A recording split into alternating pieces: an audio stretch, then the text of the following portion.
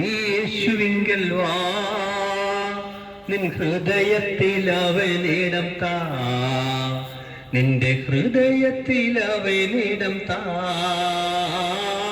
വാ നീ യേശുവിങ്കൽ വാ, നിൻ ഹൃദയത്തിൽ അവനിടം താ, നിന്റെ ഹൃദയത്തിൽ അവനിടം താ. വരുമ്പോൾ നീ എന്തു കൊണ്ടുവന്നു, ഇനി പോകുമ്പോൾ നീ എന്തു കൊണ്ടുപോകും.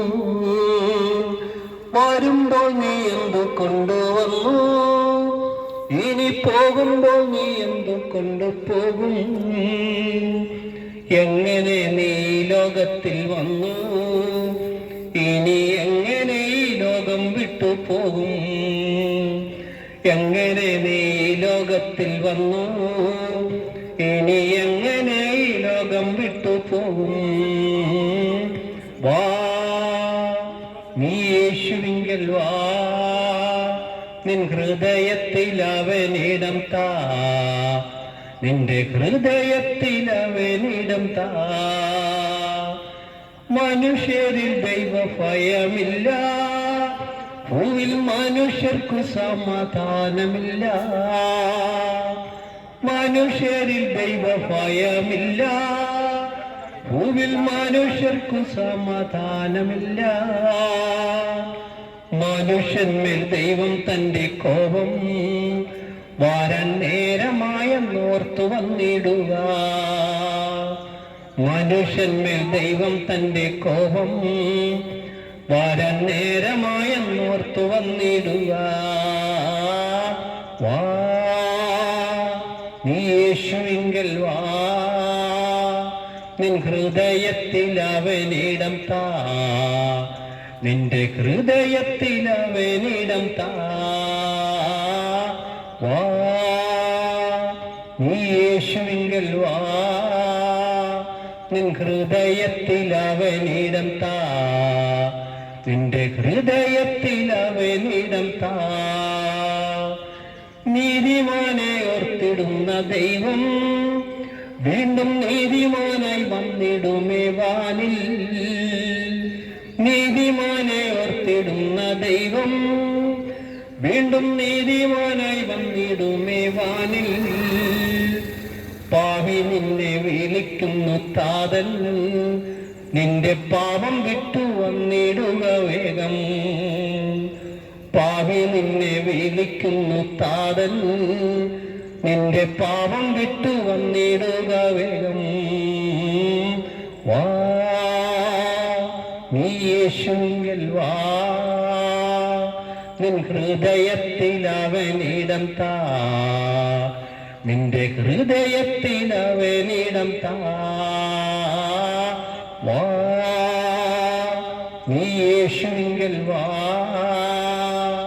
നിൻ ഹൃദയത്തിൽ അവനിടം താ, നിന്റെ ഹൃദയത്തിൽ അവനിടം താ.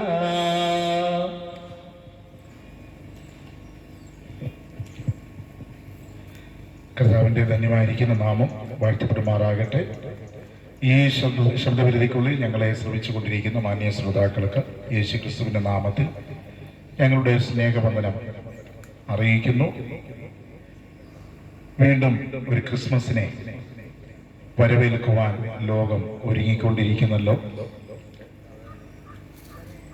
നക്ഷത്രങ്ങൾ തൂക്കിയിട്ടും പുൽക്കൂടുകളും ക്രിസ്മസ് ട്രീയും ഒരുക്കി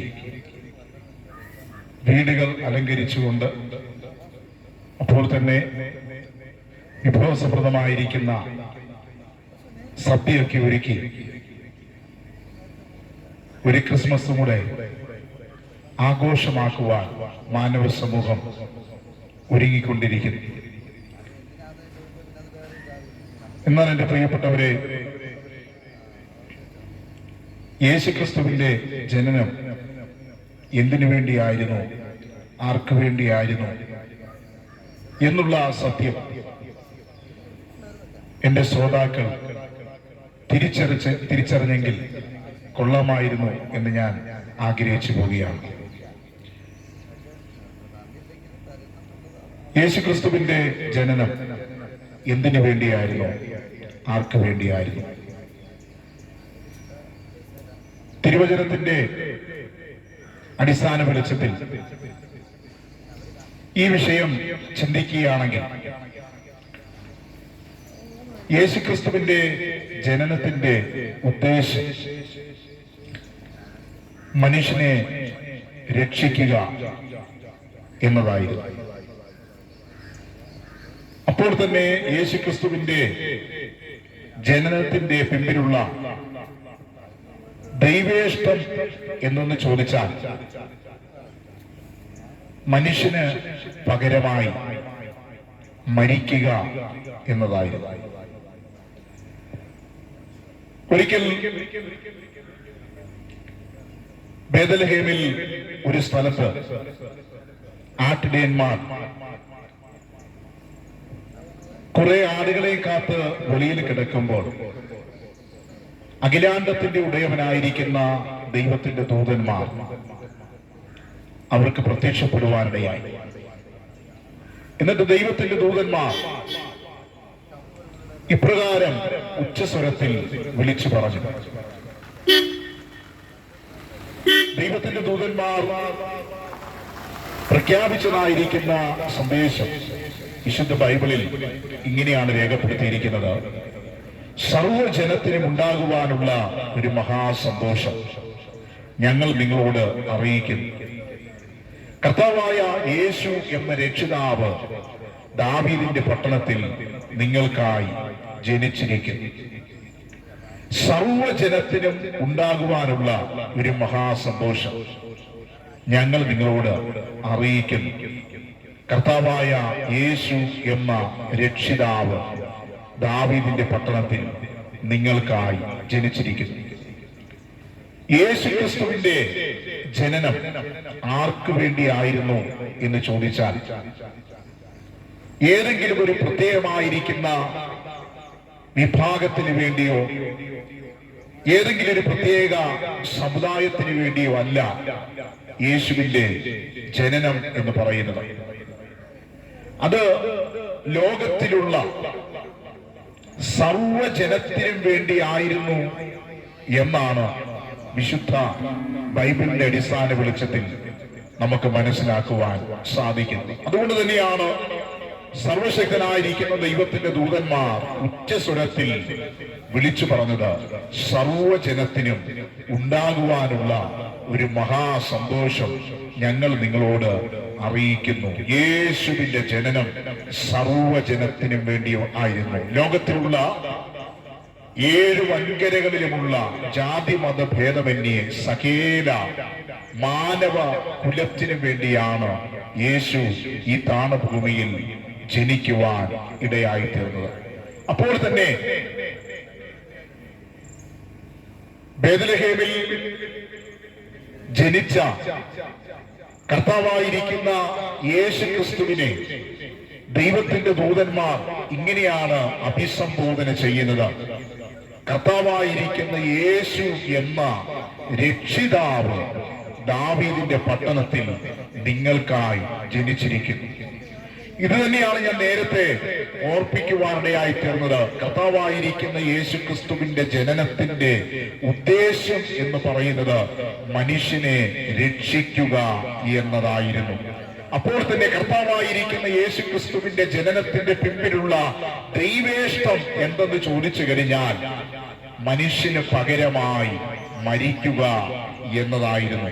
യേശു ജനിച്ചത് സകല മാനവ സമൂഹത്തിന് വേണ്ടിയായിരുന്നു. പാപത്തിന് അടിമപ്പെട്ടു പോയ, പാപത്തിന്റെ കരാളഹസ്തങ്ങളിൽ അമർന്നു കിടക്കുന്ന മാനവ സമൂഹത്തെ പാപങ്ങളിൽ നിന്ന് ഉദ്ധരിപ്പാൻ, രക്ഷിപ്പാൻ വേണ്ടിയാണ് കർത്താവായിരിക്കുന്ന യേശു ഈ താണഭൂമിയിൽ മനുഷ്യനായി ജനിക്കുവാൻ ഇടയായി തീർന്നത്. യേശു ജനിച്ചത് മനുഷ്യനെ പാപങ്ങളിൽ നിന്ന് രക്ഷിപ്പാനായിട്ടത്രേ ആകുന്നു എന്നുള്ളതിന്റെ തെളിവെന്തെന്ന് ചോദിച്ചു കഴിഞ്ഞാൽ കർത്താവായിരിക്കുന്ന യേശു ക്രിസ്തു ഏതാണ്ട് 33 വയസ്സ് വരെ ഈ ലോകത്തിൽ ജീവിച്ചിരുന്നതായി തിരുവചനത്തിന്റെ അടിസ്ഥാന വെളിച്ചത്തിൽ നമുക്ക് മനസ്സിലാക്കുവാനായിട്ട് സാധിക്കുന്നു. ഈ 33 തിരുവയസ്സിൽ 3.5 വർഷക്കാലത്തെ തന്റെ പ്രേക്ഷിത പ്രവർത്തനത്തിന്റെ ഇടയിൽ താൻ തന്നെ, യേശു തന്നെ തന്റെ ആഗമനത്തിന്റെ ഉദ്ദേശം പരസ്യമായി വെളിപ്പെടുത്തുവാനിടയായി. ഒരിക്കൽ കർത്താവായിരിക്കുന്ന യേശുവിനെ ഒരു വലിയ തിരക്കേറിയ പുരുഷാരം അനുഗമിച്ചപ്പോൾ ഈ പുരുഷാരത്തിന്റെ നടുവിൽ നിന്നുകൊണ്ട് താൻ ഉച്ചസ്വരത്തിൽ വിളിച്ചു പറയുവാനിടയായി, ഞാൻ വന്നിരിക്കുന്നത് നീതിമാന്മാർക്ക് വേണ്ടിയല്ല, ഞാൻ വന്നിരിക്കുന്നത് പാപികൾക്ക് വേണ്ടി അത്രയാകുന്നു. വീണ്ടും യേശു ക്രിസ്തു ആവർത്തിച്ച് ഓർപ്പിക്കുവാനിടയായി, ഞാൻ വന്നിരിക്കുന്നത് ലോകത്തെ വിധിപ്പാനല്ല, ഞാൻ വന്നിരിക്കുന്നത് ലോകത്തെ രക്ഷിപ്പാനായിട്ടത്രയാകുന്നു. വീണ്ടും തന്റെ ശിഷ്യ സമൂഹത്തിന്റെ നടുവിൽ നിന്നുകൊണ്ട് കർത്താവായിരിക്കുന്ന യേശു ക്രിസ്തു ഇപ്രകാരം വിളിച്ചു പറഞ്ഞു, മനുഷ്യപുത്രൻ വന്നിരിക്കുന്നത് പ്രാണങ്ങളെ നശിപ്പിക്കുവാനായിട്ടല്ല, മനുഷ്യപുത്രൻ വന്നിരിക്കുന്നത് പ്രാണങ്ങളെ രക്ഷിപ്പാനായിട്ടത്രേ ആകുന്നു. ക്രിസ്തുവിന്റെ ജനന സമയത്ത് യേശു ക്രിസ്തുവിനെ ദൈവത്തിന്റെ ദൂതന്മാർ മുഴുമാനവ കുലത്തിന്റെയും രക്ഷിതാവായിട്ട് അഭിസംബോധന ചെയ്യുവാനിടയായി. അപ്പോൾ തന്നെ യേശു ക്രിസ്തു തന്നെ തന്റെ പരസ്യ ശുശ്രൂഷ സമയത്ത് തന്റെ ആഗമനത്തിന്റെ ഉദ്ദേശം പരസ്യമായി വെളിപ്പെടുത്തുകയാണ്. ഞാൻ വന്നിരിക്കുന്നത് മനുഷ്യനെ രക്ഷിക്കുവാൻ ആയിട്ടത്രയാകുന്നു, പ്രാണങ്ങളെ നശിപ്പിക്കുവാനായിട്ടല്ല, മനുഷ്യനെ രക്ഷിപ്പാൻ താൻ കടന്നു വന്നിരിക്കുന്നു എന്ന് യേശു തന്നെ കുറിച്ച് വിളിച്ചു പറയുവാൻ ഇടയായിത്തീർന്നു. ഒരിക്കൽ തന്റെ പരസ്യ ശുശ്രൂഷയുടെ ഏതാണ്ട് അവസാന സന്ദർഭങ്ങളായപ്പോൾ കർത്താവായിരിക്കുന്ന യേശു ഇപ്രകാരം വിളിച്ചു പറഞ്ഞു, ഞാൻ വാതിലാകുന്നു, എന്നിൽ കൂടി കടക്കുന്നവൻ രക്ഷപ്പെടുവാൻ ഇടയായിത്തീരും. വിശുദ്ധ ബൈബിൾ വളരെ ശക്തമായി വിളിച്ചു പറയുകയാണ്, മറ്റൊരുത്തനിലും രക്ഷയില്ല, നാം രക്ഷിക്കപ്പെടുവാൻ ആകാശത്തിന്റെ കീഴിൽ ഭൂമിയിൽ മനുഷ്യനെ നൽകപ്പെട്ടതായി യേശുവിന്റെ നാമമല്ലാതെ മറ്റൊരു നാമമില്ല. കർത്താവായിരിക്കുന്ന യേശു ക്രിസ്തു ഈ താണഭൂമിയിൽ മനുഷ്യനായി ജനിച്ച് 33.5 തിരുവയസ്സ് വരെ ഇവിടെ ജീവിച്ചു. 3.5 വർഷക്കാലം തന്റെ ഐഹികമായിരിക്കുന്ന പരസ്യ ശുശ്രൂഷ താൻ ഇവിടെ ചെയ്യുവാനിടയായി. തന്റെ പരസ്യ ശുശ്രൂഷയുടെ അവസാനം സകല മാനവകുലത്തിന്റെയും പാപത്തിന്റെ പരിഹാരത്തിന് വേണ്ടി ക്രൂശിൽ ഒരു പ്രായശ്ചിത്തമായി മാറുവാനിടയായി. തന്റെ അവസാനത്തെ തുള്ളി രക്തം പോലും മാനവ സമൂഹത്തിന്റെ രക്ഷയ്ക്ക് വേണ്ടി അവൻ ഊറ്റി നൽകുവാൻ ഇടയായി. വിശുദ്ധ ബൈബിളിൽ ഇങ്ങനെ ഒരു വാക്യമുണ്ട്, ദൈവത്തിന്റെ പുത്രനായിരിക്കുന്ന യേശുവിന്റെ രക്തം സകല പാപവും പോക്കി നമ്മെ ശുദ്ധീകരിക്കുന്നു. രക്തം ചിന്തിയിട്ടല്ലാതെ വിമോചനമില്ല എന്നുള്ള നിയമം നിലനിൽക്കുന്നത് കൊണ്ട് അതേ പാപിയായിരിക്കുന്ന മനുഷ്യന്റെ പാപത്തിന്റെ പരിഹാരത്തിന് വേണ്ടി മറ്റൊരു മനുഷ്യന് മരിക്കുവാൻ, അത് പകരക്കാരനായി തീരുവാൻ കഴിയാതിരിക്കുമ്പോൾ ഇതാ സാക്ഷാൽ ദൈവമായിരുന്നവൻ തന്നെ ഒരു മനുഷ്യനായി ഈ താണഭൂമിയിലേക്ക് വെളിപ്പെട്ടു വന്നു. അവനാകുന്ന കർത്താവായിരിക്കുന്ന യേശു ക്രിസ്തു, ആ യേശു സകല മാനവകുലത്തിന്റെയും പാപത്തിന്റെ പരിഹാരത്തിന് വേണ്ടി ക്രൂശിൽ മരിക്കുവാനിടയായി, ക്രൂശിൽ ഒരു പരമയാഗമായി തീരുവാനിടയായി. തന്റെ അവസാനത്തിൽ തുള്ളി രക്തം പോലും മാനവ സമൂഹത്തിന്റെ രക്ഷയ്ക്ക് വേണ്ടി അവൻ പകരമായി നൽകി. തന്റെ പ്രാണൻ മാനവ സമൂഹത്തിന് പകരമായി യേശു നൽകി തരുവാനിടയായി. അതുകൊണ്ടാണ് വിശുദ്ധ ബൈബിൾ പറയുന്നത്, മറ്റൊരുത്തരിലും രക്ഷയില്ല, നാം രക്ഷിക്കപ്പെടുവാൻ ആകാശത്തിന്റെ കീഴിൽ ഭൂമിയിൽ മനുഷ്യരുടെ നൽകപ്പെട്ടതായി യേശുവിന്റെ നാമമല്ലാതെ മറ്റൊരു നാമമില്ല. കർത്താവായിരിക്കുന്ന യേശുവിൽ വിശ്വസിക്കുക, എന്നാൽ നീയും നിന്റെ കുടുംബവും രക്ഷ പ്രാപിക്കും. അതേ, വീണ്ടും ഒരു ക്രിസ്തുമസ് ആഘോഷമാക്കി തീർക്കുവാൻ അതിനുള്ള ഒരുക്കങ്ങളിൽ ഏർപ്പെട്ടുകൊണ്ടിരിക്കുമ്പോൾ എന്റെ ശ്രോതാക്കൾ തിരിച്ചറിയേണ്ട ഒരു സത്യമുണ്ട്. യേശു ക്രിസ്തുവിന്റെ ജനനം അത് താങ്കൾക്കും വേണ്ടി കൂടിയായിരുന്നു, എന്നെ കേൾക്കുന്ന ശ്രോതാക്കൾക്കും കൂടിയായിരുന്നു യേശുവിന്റെ ജനനം എന്ന് പറയുന്നത്. യേശു ജനിച്ചത് സകല മാനവകുലത്തെ പാപങ്ങളിൽ നിന്ന് ഉദ്ധരിപ്പാൻ വേണ്ടിയാ. വിശുദ്ധ ബൈബിൾ മനുഷ്യന്റെ പാപമോചനത്തിന് വേണ്ടി തുറന്നു കാട്ടുന്ന ഒരു മാർഗമേ ഉള്ളൂ, ഒറ്റ മാർഗമേ ഉള്ളൂ. ആ മാർഗം മറ്റാരുമല്ല, കർത്താവായിരിക്കുന്ന യേശു ക്രിസ്തു മാത്രമാണ്. വാസ്തവത്തിൽ ക്രിസ്തു എന്ന് പറയുന്നത് ഒരു മതമല്ല, ക്രിസ്തു ഒരു മാർഗമാകുന്നു. മനുഷ്യനെ രക്ഷിക്കുന്ന, മനുഷ്യനെ പാപത്തിൽ നിന്നും പാപത്തിന്റെ പ്രവൃത്തിയിൽ നിന്നും കരകയറ്റുന്ന ഏക മാർഗമാണ് കർത്താവായിരിക്കുന്ന യേശു ക്രിസ്തു എന്ന് പറയുന്നത്. സർവശക്തനായിരിക്കുന്ന ദൈവം മനുഷ്യനെ രക്ഷിപ്പാൻ എന്നേക്കുമായി ഒരുക്കിയ ഏക രക്ഷണ്യ പദ്ധതി എന്ന് പറയുന്നത് കർത്താവായിരിക്കുന്ന യേശു ക്രിസ്തുവിന്റെ ക്രൂശുമരണമാണ്. ഈ 2023 ആ രക്ഷണ്യ പദ്ധതിക്ക് മാറ്റമില്ല.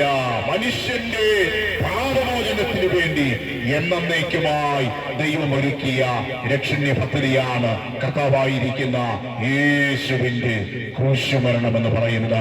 ആ യേശുവിൽ വിശ്വസിക്കുന്നവർക്ക് മാത്രമേ യഥാർത്ഥമായിരിക്കുന്ന പാപമോചനത്തിന്റെ അനുഭവത്തെ ജീവിതത്തിൽ സ്വായത്തമാക്കുവാൻ കഴിയത്തുള്ളൂ. മനുഷ്യനിവിടെ ചെയ്യുന്ന അത് കർമ്മങ്ങൾക്കോ ആചാരങ്ങൾക്കോ അനുഷ്ഠാനങ്ങൾക്കോ നീതിപ്രവൃത്തികൾക്കോ മനുഷ്യനെ പാപത്തിൽ നിന്ന് രക്ഷിപ്പാൻ കഴിയാതെ ഇരിക്കുമ്പോൾ, സഹോദര സഹോദരി, മാതാവേ പിതാവേ, യേശു ക്രിസ്തുവിലുള്ള വിശ്വാസത്തിന് യഥാർത്ഥമായിരിക്കുന്ന പാപമോചനത്തിന്റെ അനുഭവത്തിലേക്ക് നിങ്ങളെ നയിക്കുവാൻ കഴിയും.